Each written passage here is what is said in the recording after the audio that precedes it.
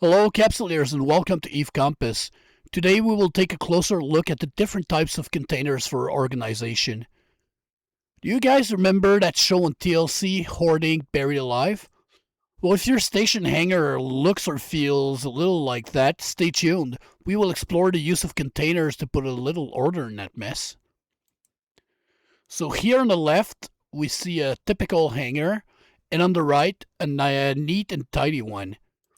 You'll see right here in the sidebar, the containers act like some kind of tabs to help you organize your hangars, or in some cases, even your ship hold. So before we dive into the different types of container, they do have some stuff in common. First of all, items in a container cannot be repackaged, sold, delivered, repaired, or contracted from inside a container. You can't place a container inside of a container, so you can do you cannot do like subfolders.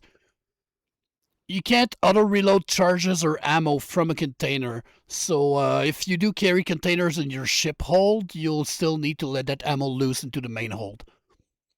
Repackaging any container will cause it to spill their content into your main hangar or ship hold. Some container types will have what I call a quote-unquote magical space gain, meaning it will contain up to 30% more inside than its assembled volume. And lastly, using launch for self on a non-incurable container will just assemble it and jettison it in space. So let's start with station containers. Even the smallest container in that category is huge and cannot be moved by even in the biggest freighters once assembled. I would strongly advise to buy or build those containers in the station you mean to use them, especially if you're early in your progression. Also, keep in mind that you cannot repackage such a container if it has a log entry less than 3 weeks old, and that goes for every container who has the log feature. So as you see here, the capacity is huge for those containers. It goes up to 100 million cubic meters for the station warehouse one.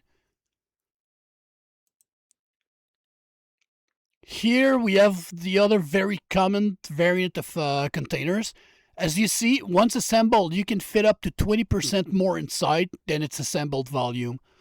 Those can be used even in very small ships to optimize cargo. Don't forget that in the case of a fighting or exploration ship, you cannot autoload ammo or charges from that container, so those should be in this ship hold.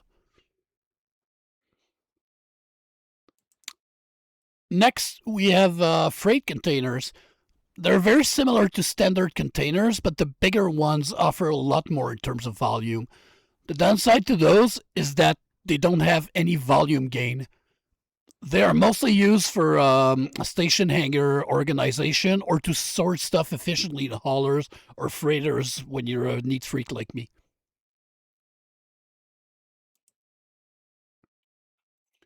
Secure containers are pretty much like standard containers, but with two bigger variants.